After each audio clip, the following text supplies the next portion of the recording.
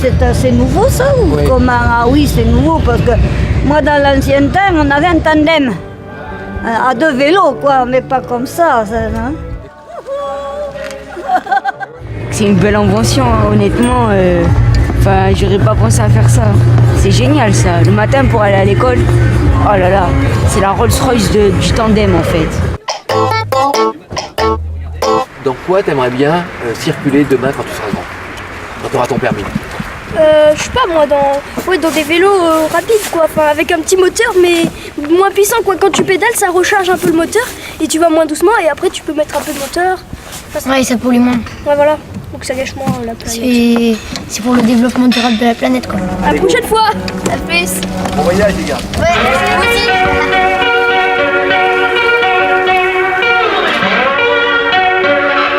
Ici, il faut forcément prendre la bagnole. Je veux faire mes courses, je prends la voiture. Je veux aller voir quelqu'un, je veux prendre la voiture. Je viens ici, je prends la voiture. Mais bon, après, on va pas obliger non plus tout le monde à faire du vélo. Il faut quand même aussi bien développer tout ce qui est transport en commun, quoi. Ce serait quoi l'autre ville que tu aimerais bien habiter autre que Bordeaux? Je dirais, moi, j'aimerais à la campagne, mais sur une ligne de chemin de fer, comme travaillant à Bordeaux.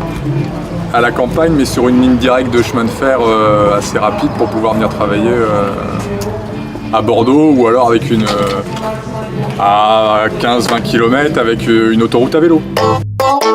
Je comprends mal la logique, par exemple, de limiter l'empreinte environnementale et en même temps de demander aux gens de limiter l'empreinte environnementale et en même temps ne pas vraiment développer de manière palpable les transports en commun. Il y a un frein des habitants historiques qui ne voient pas forcément l'intérêt tout de suite de passer à ces circulations douces, à ce changement de vie, parce qu'ils ont quand même, via la télé, le modèle de vie citadin. Donc on veut la même voiture, on veut le même jeu, on veut le même pull. Il y a ce modèle du citadin que veut quand même suivre le rural. La diabolisation de la voiture, c'est contre-productif dans un espace tel que celui de l'agglomération bordelaise, où il y a beaucoup d'espaces périurbains difficiles à desservir autrement, etc. Et là, on dit la voiture, oui, mais autrement, slogan habituel, donc plus de monde dans les voitures, etc. Pas forcément covoiturage, pour parler simple, covoiturage, pas forcément tout le temps.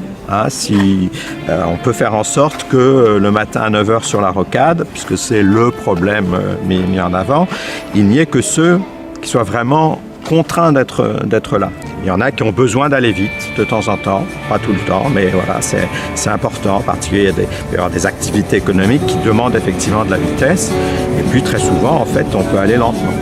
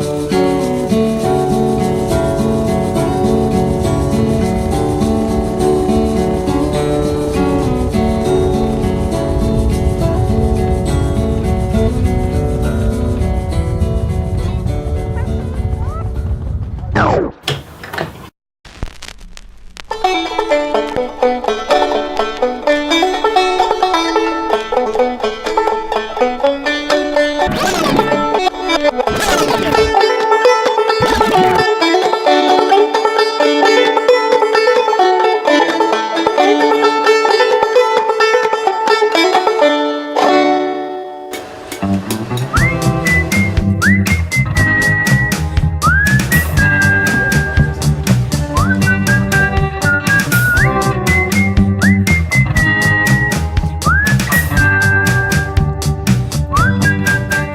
qui vous permettrait, dans 20 ans, de garder le sourire ici à Sainte-Foy? Que les loyers soient largement moins chers. J'aime bien aussi cette idée. J'aime bien l'histoire de la colocation, la grande maison en plus elle est belle. Aujourd'hui on fabrique des collectifs qui sont capables de générer de l'énergie, ça c'est chouette. Ouais. Et puis on est tellement isolé qu'on en dépense presque plus, donc ça c'est bien. Évolutive, ça rejoint un peu cette maison-là, c'est-à-dire qu'on peut partir d'un petit collectif et puis au bout d'un moment le collectif n'est plus assez grand. Ouais. Alors on peut venir encore ajouter un morceau de maison qui vient se rajouter. Ouais. C'est cette maison Lego qui vient s'ajuster, organique quasiment. Ouais, c'est organique, ça. Ouais. Vivante et organique. On est sorti de plus en plus de la ville pour construire autour et du coup les gens se sont éloignés de la ville. Les commerces sont partis et sont regroupés en zones et du coup il n'y a plus grand monde ici.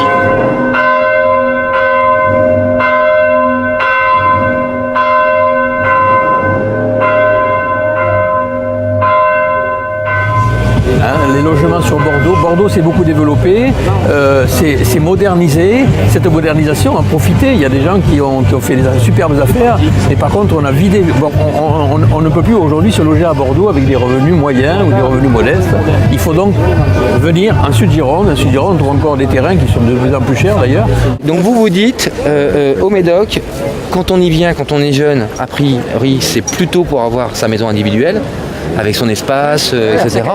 Par contre, à un moment ou à un autre, quand on vieillit, On a intérêt à se regrouper. Pour en arriver à ce stade-là, il faut vraiment ne plus pouvoir faire son entretien chez soi, ni sa maison, ni son terrain, ni rien. Alors à ce moment-là, bon, on n'a plus qu'un recours à un petit appartement et dans un milieu où on a tout sur place. Quoi.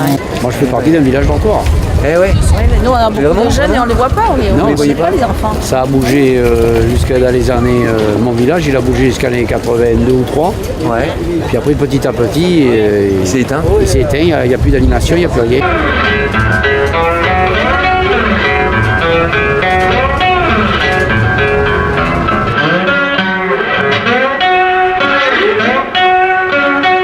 Le déficit dans le milieu rural, c'est que souvent, les équipements publics, il n'y en a plus.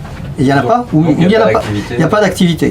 Donc les pratiques culturelles n'existent pas parce qu'il n'y a pas d'outils. Et parce qu'il n'y a pas d'équipement, il n'y a plus d'association. L'âme du cercle, c'est la camaraderie. C'est l'osmose entre les gens. On ne parle pas le politique, on ne parle pas des syndicats, on échange sur le rugby, on échange sur la vie, voilà.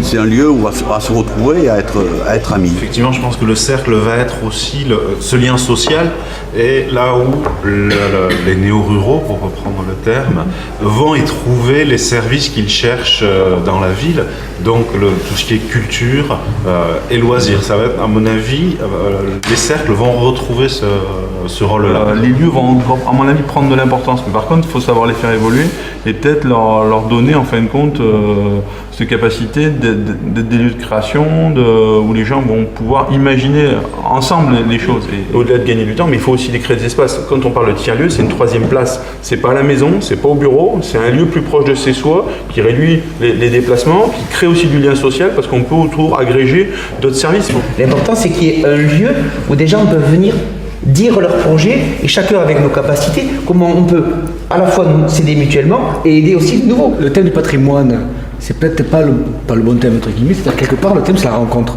C'est-à-dire que le patrimoine c'est un écrin pour se rencontrer, c'est un lieu un peu neutre pour qu'on n'est pas chez soi, on sort de chez soi et on a des lieux pour se rencontrer. J'aime bien l'idée du réseau là, d'échange d'informations. Je vois un lieu donc avec plein de gens qui passent et qui viennent mettre des mots sur un panneau. J'ai envie que ce soit ouvert, 360 degrés.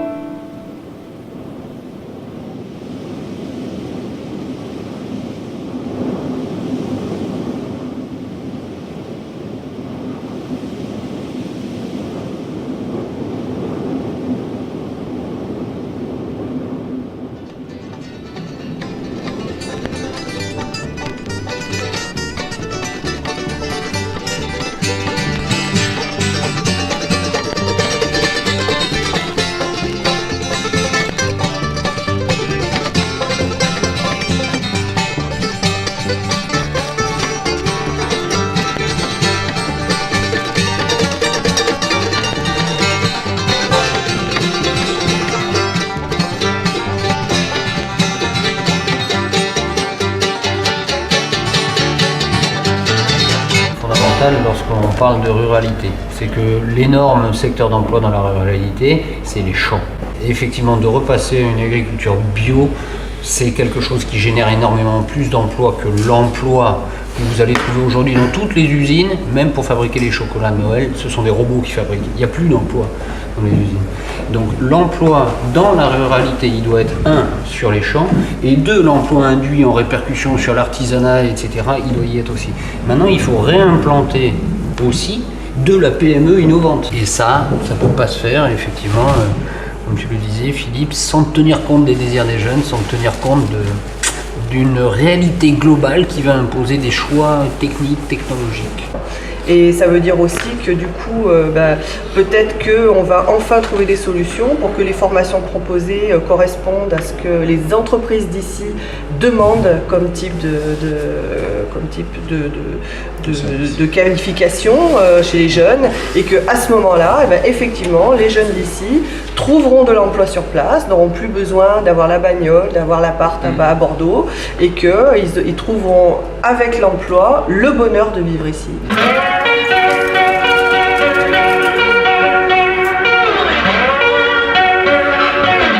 L'agriculture dans l'entre-deux-mers, c'est la viticulture essentiellement.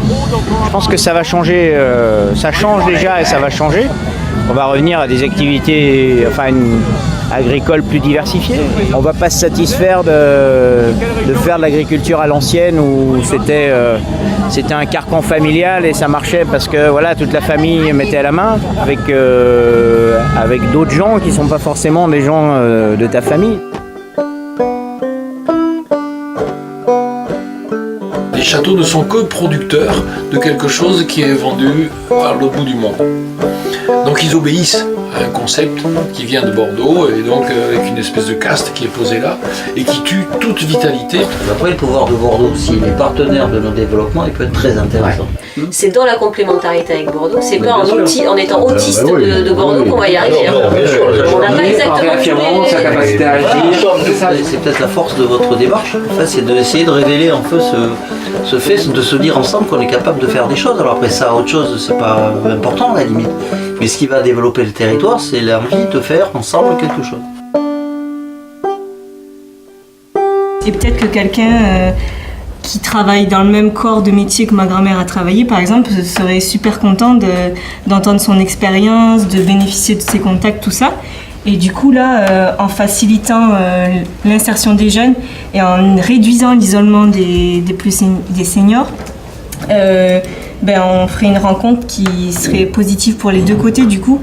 Et on effacerait le fossé qu'il y a entre les deux, parce qu'alors on dit oui, les jeunes n'aiment pas les vieux n'aiment pas les jeunes, et au final les deux ils ont des choses à se donner, mais il n'y a rien qui est mis en place pour qu'ils puissent échanger, quoi. Quand les gens vont aller faire des déclarations, s'il faut faire 70 km sous pleine chaleur, etc., je vois ça très mal. On veut que nos magasins remontent, on veut vivre, là on végète, on ne vit pas, on survit.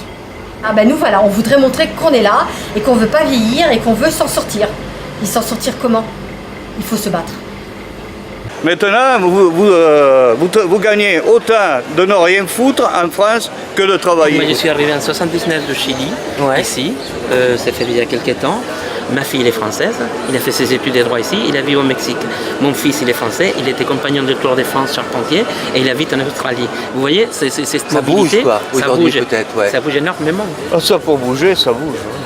Il y a des choses qui sont compliquées, qui sont difficiles. C'est difficile de vivre ensemble. C'est pas facile. Déjà vivre avec sa compagne, c'est pas facile quand on est deux. Imaginez-vous quand on est 60 millions d'habitants.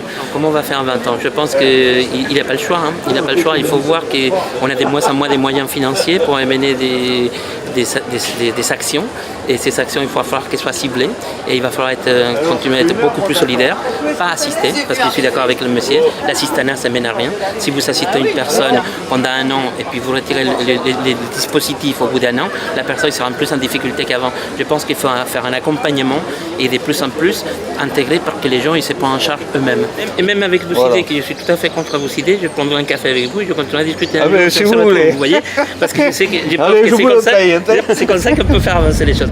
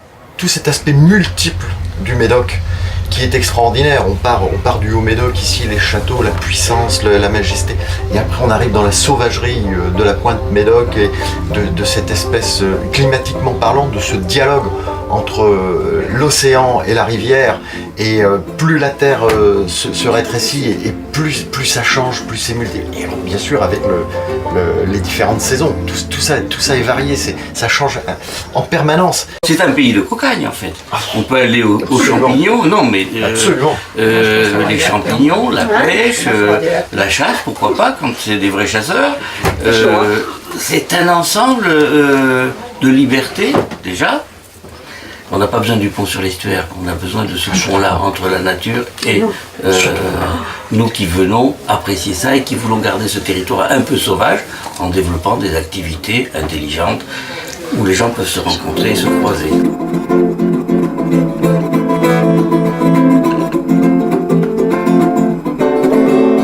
Réfléchissons à quel système on veut pour demain, mettons-le en place, et là oui, on fera quelque chose de productif. Là pour l'instant, on est en train de se battre contre quoi? Contre une économie qui nous écrase. Donc commençons par se battre efficacement contre cette économie qui veut nous faire quoi? Nous faire manger que du surgelé, du bricolé, du modifié génétiquement. Et là, oui, battons-nous pour avoir de vraies graines dans nos jardins, pour avoir de vraies plantes, mais aussi pour avoir des productions que tout le monde puisse consommer. Comme la vie est de plus en plus chère, je pense que les gens vont essayer de se débrouiller en faisant leur jardin. Ici, on peut se permettre de le faire, en faisant leur jardin, en tuant son propre gibier, enfin tout ce qui est cher, qui devient cher et qui est indispensable pour la vie. Je pense que les gens, peut-être que ça va ressouder les liens, espérons, les gens qui s'entraident comme avant. Je pense que ça peut revenir. Voilà le chant de la Gironde, voilà le chant de la terre, le chant des animaux. Regardez ce lait de la couleur qu'il a, regardez la couleur, c'est magnifique. Sans complexe, je dis que ce qui est le plus atypique en Gironde, c'est nos fromages, c'est les plus beaux du monde. Ma clientèle, elle a entre 18 et 40 ans. Les vieux, ils ne mangent plus de fromage parce qu'ils sont malades. Ils ont du cholestérol, il faut qu'ils fassent du sport parce qu'ils n'ont jamais fait de leur vie, enfin, etc. Donc, si vous voulez, la jeunesse aujourd'hui, elle est exigeante parce qu'elle veut du goût, elle veut de la vérité, elle veut de l'histoire, comme je vous raconte en ce moment, elle veut des choses vraies, elles ont besoin, la jeunesse aujourd'hui a besoin d'un témoignage. Bien aller à la campagne pour, on va dire, décompresser, parce que c'est oppressant les villes. Il y avait plein de boutiques là, mais les gens n'y allaient pas trop. Et puis maintenant qu'ils ont construit le Grand Pineuil, c'est le grand centre commercial quand je vous parlais tout à l'heure. Mais c'est le fait de tout rassembler, de vouloir tout rassembler, tout ancrer au même endroit, et ça fait que ça fait des Mais en fait, ça vous satisfait pas quoi cette ville-là, quoi. Ou cette manière de répartir les zones commerciales, c'est pas vivant, c'est ce que vous disiez. Il faut. C'est bien, mais bon, c'est là, que si on veut aller quelque part ou quoi, si on n'a pas trop de moyens de transport. Ils se déplacent pas mal dans les petits villages autour d'Île Saint-Georges. Ils sont sur les différents marchés des différents villages. Ils exploitent tout le potentiel des villages autour d'Île Saint-Georges. À la Brède, donc, qui est le chef-lieu du canton Montesquieu, il y a un magasin bio qui a ouvert. Moi, je suis super contente. Je suis pas obligée d'aller à Bordeaux. Je vais pas y aller du coup au marché bio de Bordeaux. Je vais aller à la Brède là lundi. C'est prévu avec ma mère pour acheter tous mes produits bio que d'habitude je ne trouvais pas. J'étais obligée d'aller en centre-ville. Donc il y a des petites choses qui arrivent comme ça et moi je trouve ça super. Tout se passe à Bordeaux, faudrait peut-être faire des petits centres un peu partout, je sais pas. C'est trop la campagne en fait partout. Et il y a juste Bordeaux la ville en fait. Faut pas se faire bouffer par la ville, je sais pas. Je sais pas si c'est vrai ce que je dis, mais j'ai l'impression que ça peut être facilement tout autour de la ville, avec les grosses villes à côté, qu'il n'y a rien d'atypique à avoir des centres commerciaux partout. Et à Langon, par exemple, apparemment, c'est juste maintenant un centre commercial et la ville se meurt. On en parlait avec un jeune qui vient de Langon. Le centre commercial est ouvert, tous les petits commerces sont fermés dans Langon et on s'est baladé à 3 heures, il n'y avait rien. Comment la monnaie d'intérêt économique local. D'accord. Une monnaie locale, c'est une monnaie qui va se substituer à l'euro en fin de compte. L'équivalent, c'est en général une miel, en l'occurrence 1 euro, d'accord. Et ça permet en fin de compte de faire un circuit fermé, où les gens vont fonctionner avec cette monnaie qui va ne valoir que sur le territoire. C'est pour sortir un petit peu d'un système bancaire, voilà. D'accord. C'est pour que l'argent tourne vraiment localement. Alors, si vous deviez imaginer le mix énergétique de la Gironde dans 20 ans, ça serait quoi selon vous? Bon, je vais faire comme ça. Ce que vous mettez en avant, c'est de s'appuyer sur les éléments naturels. Oui, absolument. Qu'on soit un peu plus dans le moment présent et un peu plus conscient de nos actes.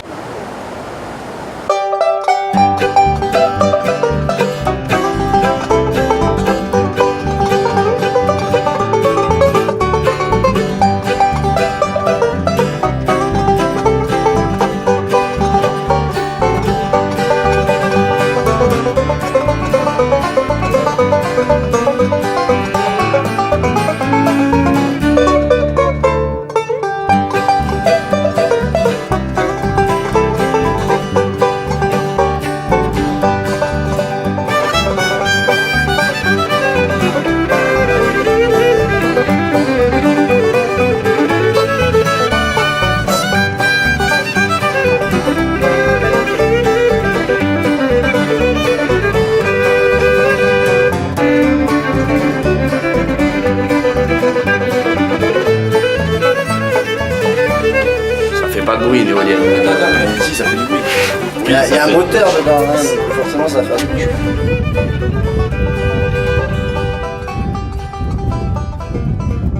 Ouais, ici, je pense pas que ça soit la solution. Je pense plutôt que la solution serait axée sur les panneaux solaires thermiques, mais pas sur les éoliennes. Les éoliennes, c'est mal accepté. Ouais. Je pense qu'il faut jouer avec l'eau. De rien, il y a un gros débit au niveau de la Gironde, donc ça doit pouvoir être exploité. Hein. Il y a quand même de forces, enfin des grandes forces, que ce soit au niveau des marais ou au niveau du débit de la Gironde ou même de la Garonne si on s'approche de Bordeaux, parce que c'est vrai qu'un point qu'on n'a pas abordé, c'est le transport. C'est le gros problème en France. On a des endroits où on produit et on consomme partout ailleurs. Et le problème, c'est qu'il y a beaucoup de pertes sur le transport. Donc peut-être que pour Bordeaux, on devrait peut-être arrêter de produire à Blaye ou même à La Rochelle ou encore à Toulouse, et qu'il faut peut-être produire à Bordeaux. Les énergies vont augmenter, c'est mon point de vue. On aura du mal à se déplacer de la même façon, on aura du mal à se chauffer de la même façon. Demain, quand on ne pourra plus aller faire la fête, entre guillemets, à Bordeaux-Langon, amener ses enfants à McDo, multiplex et popcorn, parce que ça coûtera très très cher en essence, on sera content de retrouver un cinéma par contre, qui sera toujours dans son village, comme on sera content de trouver un hôpital, comme on sera content... Le développement il est inéluctable, on y va, mais par contre que ce soit maîtrisé, que nos élus gardent les pieds sur terre dans leurs investissements, ils vont être obligés de faire des choix, ils vont être obligés d'évoluer aussi, c'est inéluctable, mais par contre moi qui suis venue ici pour être heureuse et pour vivre et pour faire grandir ma fille, etc., eh ben, j'ai pas envie que ça change fondamentalement, évidemment.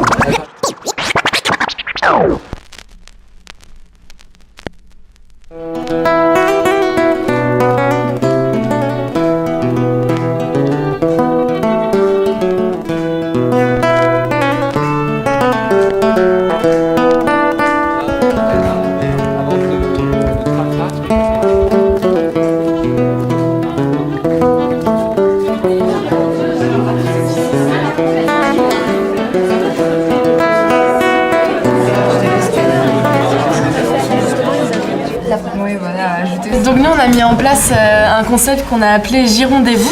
Et donc l'idée c'est un camion en fait qui se déplacerait à travers la Gironde avec une équipe d'une dizaine de personnes, on n'a pas trop réfléchi. Là, c'est vraiment l'idée de voyage, de rendez-vous avec finalement la commune d'à côté ou qui est un peu plus loin et donner aussi envie aux gens de participer à ça. Là, la caravane, elle irait à eux et elle permettrait de fluidifier les idées à travers la Gironde en fait. Et proposer un mélange des cultures et recréer un peu de lien social. Parce que les Girondins de la Gironde du Sud ne savent pas forcément ce qui se passe dans la Gironde du Nord tout le temps, et donc de recréer quelque chose qui permette aux uns et aux autres de se découvrir entre eux.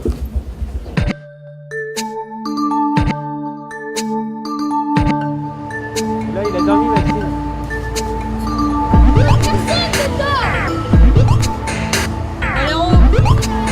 C'est passé pile poil, hein. Bon, cher public, on vous attend notamment les gens qui ont fait le concours de tri hier et qui ont participé aux éliminatoires.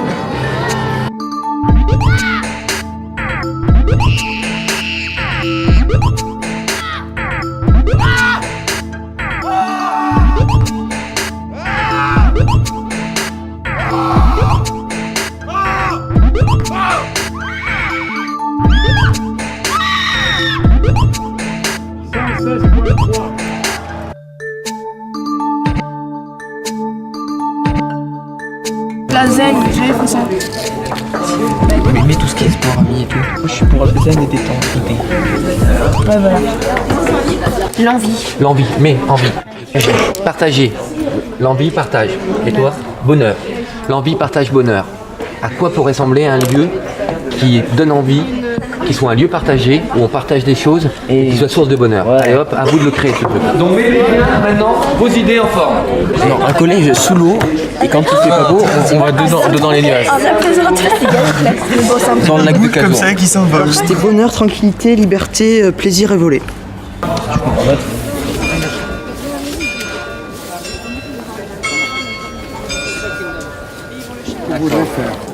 On partage quasiment plus rien, enfin si, on partage que du virtuel, quoi, du fictif.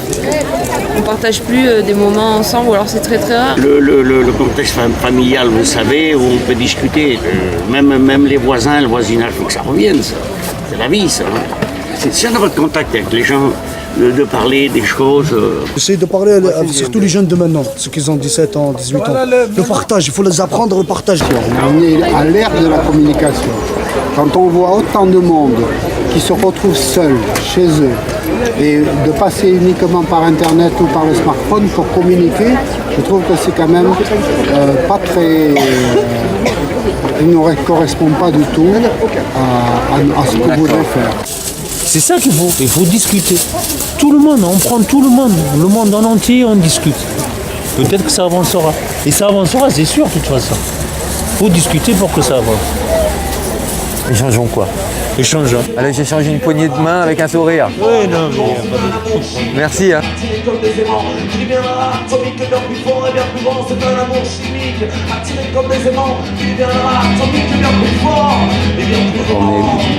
On a historiquement tourné vers le port et donc vers le voyage et vers l'échange avec les autres. Voilà, t'as des gamins sur la scène, hier t'avais des punks là, qui étaient au même endroit.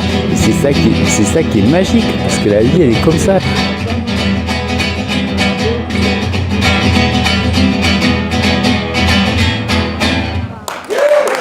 Les valeurs girondines. C'est ça, c'est l'accueil, c'est fantastique. La simplicité, l'accueil, tous nos bons produits, l'ambiance, c'est cordial, on se dit bonjour, voilà, ça rapproche, ça crée du lien.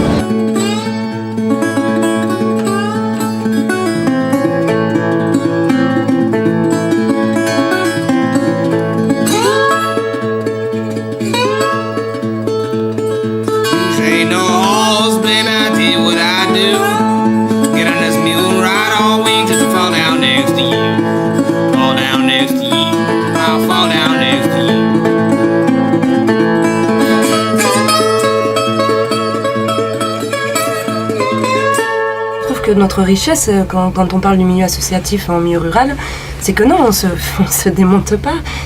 Au contraire, on invente des nouvelles formes. Il y a quand même un sacré bouillonnement et j'aimerais que ça compte que dans 30 ans, ça puisse encore exister. J'aimerais que les portes elles s'ouvrent un peu plus des maisons.